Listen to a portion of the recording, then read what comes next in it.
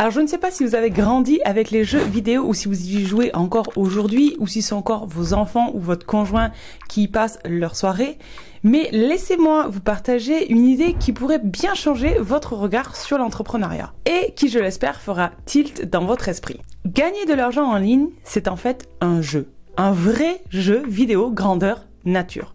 Vous choisissez votre personnage, vous apprenez à manier les touches, vous explorez des niveaux, vous débloquez des compétences, parfois vous affrontez des boss et parfois vous perdez et vous recommencez. Et comme dans les jeux vidéo, eh bien vous avez le droit à autant de parties que vous voulez. Mais la réalité, c'est que la majorité des gens jouent sans même réaliser qu'ils sont dans un jeu.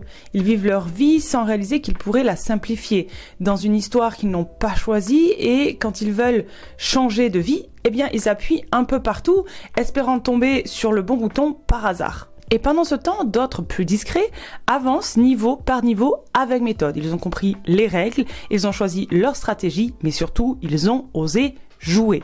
Moi, ça fait 6 ans que je joue à ce jeu. J'ai commencé sans aucune connaissance du digital, sans réseau et avec un niveau 1 très très bas. Et aujourd'hui, je suis arrivée à un niveau que je n'aurais jamais imaginé atteindre. Des clientes que j'adore, une activité confortable, rentable et stable, une liberté de temps, d'organisation et de lieu et surtout une mission qui me porte, aider d'autres femmes à devenir indépendantes grâce à l'assistanat digital. Alors dans cette vidéo, je ne vais pas vous vendre du rêve. Je vais vous transmettre les 3 piliers essentiels pour gagner à ce jeu, même si vous partez de zéro et même si vous doutez de vous. Parce que ce jeu, il n'est pas réservé à une élite. Ce jeu, vous pouvez y jouer aussi. Alors restez bien jusqu'au bout de la vidéo, on va décortiquer ensemble les règles les plus importantes pour avancer étape par étape. Prête? Allez, c'est parti, appuyez sur Start. Premièrement, premier pilier, choisir la bonne stratégie. Dans n'importe quel jeu, il y a 2 manières de perdre dès le départ. 1. Vous jouez sans plan. Vous avancez à l'aveugle, sans comprendre les règles ni les objectifs. Et 2. Vous utilisez une stratégie trop avancée pour votre niveau. Vous tentez des actions complexes sans avoir les bases. Et c'est exactement ce que font beaucoup de femmes quand elles se lancent. Elles copient ce qu'elles voient chez les autres entrepreneurs plus avancés. Elles s'éparpillent dans tous les sens, sans vision claire, sans objectif. Et elles finissent par croire que ce n'est pas fait pour elles. Mais la bonne stratégie, c'est celle qui part de là où vous êtes.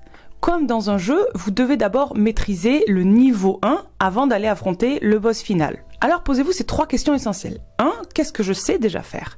Donc pas besoin de diplôme spécifique ou de métier à étiquette, mais plutôt pensez à vos expériences pro et personnelles. Par exemple, vous avez été secrétaire, vous savez organiser, gérer un agenda et suivre des clients. Vous gérez une maison et 3 enfants, eh bien vous savez coordonner, anticiper, résoudre les imprévus. Vous aimez écrire, eh bien peut-être que la rédaction de mails ou de posts, elle est faite pour vous. Question numéro 2, qui est-ce que je peux aider? Par exemple, un coach sportif qui n'a pas le temps de répondre à ses messages privés ou encore une thérapeute qui panique dès qu'il faut envoyer une newsletter ou qu'il y a de la technologie. Un artisan qui veut améliorer son service client mais qui n'ouvre jamais ses emails ou ne prend pas le temps de répondre aux commentaires sur les plateformes. Et 3, quel problème concret est-ce que je peux résoudre? Pour les entrepreneurs, gagner du temps, être plus visible, organiser une partie chaotique de leur activité, ou toute autre solution. La bonne stratégie, ce n'est pas de faire comme les autres, c'est de construire votre propre parcours à partir de vos forces et de le simplifier au maximum. Pilier numéro 2, choisir le bon véhicule. Donc imaginez que vous devez traverser une carte immense dans un jeu, un désert, des montagnes, des rivières. Vous allez pouvoir y aller à pied, en cheval ou en avion. Et ça va dépendre de votre choix et de votre véhicule. Le véhicule dans la vraie vie, c'est le modèle d'activité que vous choisissez pour générer du revenu, le type d'activité que vous allez choisir. Et attention, c'est pas parce qu'un véhicule est populaire qu'il est adapté pour vous, pour ce que vous désirez. Je vous donne quelques exemples de mauvais véhicules mal choisis. Par exemple, se lancer dans l'e-commerce alors qu'on déteste la technique, qu'on n'a pas d'argent à investir et qu'on panique avec des pubs Facebook. Faire du coaching sans avoir testé l'accompagnement ni avoir fait d'introspection sur soi-même et son message. Ou encore tenter le MLM alors qu'on n'aime pas vendre ni réseauter. Par exemple, jouer à la bourse ou à la crypto sans comprendre le vocabulaire ni vouloir y consacrer du temps. Donc à ce stade, vous avez besoin d'un véhicule simple et accessible. C'est pourquoi je vous conseille l'assistanat digital. Et pourquoi ce véhicule il est pertinent? Parce que vous n'avez aucun stock à gérer. Vous rejoignez un business qui est déjà existant, donc vous n'êtes pas seul dans votre coin. Il y a peu ou presque pas d'investissement de départ. C'est une activité compatible avec votre vie de famille. C'est aussi des possibilités de monter en compétences progressivement et surtout la liberté de choisir vos missions, vos horaires et vos clients. Et il y a des centaines d'entrepreneurs qui cherchent quelqu'un comme vous. Donc le bon véhicule ne fait pas tout, mais il rend le chemin plus fluide et plus facile. Pilier numéro 3, choisir la bonne route. Une fois que vous avez la bonne stratégie et le bon véhicule, il faut savoir où vous voulez aller. Donc comme dans les jeux vidéo, vous devez choisir une route claire avec des étapes bien définies. Voici les 3 étapes de votre route si vous voulez être assistant digital. 1. Définir vos missions. Donc choisissez ce que vous avez envie de faire et ce que vous êtes capable de faire dès aujourd'hui.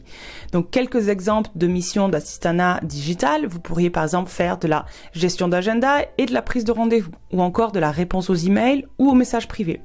Vous pouvez aussi mettre en ligne des contenus sur un site ou sur des réseaux sociaux, créer des visuels simples avec Canva ou si vous aimez rédiger des newsletters ou encore organiser un événement ou un planning de publication. Vous pouvez aussi vous occuper de suivi client, d'envoi de factures, de devis, de relance ou de l'accueil et le départ de nouveaux clients. Donc l'idée, c'est pas de tout faire, mais de choisir 3 à 5 missions qui vous plaisent et dans lesquelles vous pouvez progresser. 2. Fixez vos objectifs financiers. Demandez-vous combien ai-je besoin et envie de gagner. Puis découpez. Si j'ai besoin de 1 000 € à 25 € de l'heure, il me faut 40 heures par mois, soit 10 heures par semaine. 2 000 € à 30 € de l'heure, 66 heures par mois, soit environ 16 heures par semaine. Et puis avec le temps, vous pourrez aussi proposer des forfaits. Par exemple, 10 heures de gestion Instagram à 300 € ou 5 heures par semaine de suivi administratif à 600 € par mois.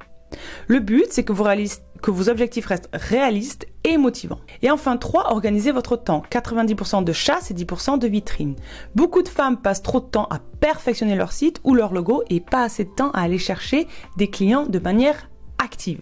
Donc voilà une bonne répartition de votre énergie. 10% vous rendre visible. Créez un mini profil sur Instagram avec quelques posts. Parlez de votre activité autour de vous et éventuellement faites quelques posts sur LinkedIn. Et 90% trouvez des clients activement. Et ça veut dire quoi? Ça veut dire rechercher des profils intéressants sur Instagram ou LinkedIn, envoyer des messages personnalisés et surtout sincères, proposer une mission test, par exemple 1 à 2 heures à tarif réduit pour établir la confiance. Et une fois la mission test réussie, proposer une collaboration plus longue.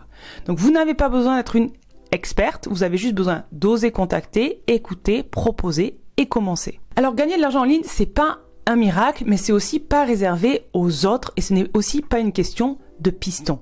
Encore une fois, on peut le voir comme un jeu. Mais dans ce jeu, il y a des règles, comme tous les jeux, d'accord? La plupart des gens jouent sans même le savoir. Ils tournent en rond, ils s'épuisent et ils finissent par abandonner en pensant que ce n'est pas fait pour eux. Mais aujourd'hui, vous avez regardé cette vidéo jusqu'au bout et vous êtes resté avec moi. Donc vous avez un avantage stratégique. Vous connaissez les 3 piliers pour gagner. Vous avez des exemples concrets pour passer à l'action et surtout, vous avez le droit de recommencer encore et encore et encore et encore autant de fois que nécessaire. Alors maintenant, il ne nous reste qu'à faire une seule chose. Appuyez sur Start. Et si vous avez besoin d'un petit coup de boost pour vous motiver, je vous invite à découvrir l'interview d'Hélène, une ancienne élève de notre académie, qui s'est lancée avec 0 expérience et qui, quelques mois plus tard, vit aujourd'hui de son activité d'indépendante.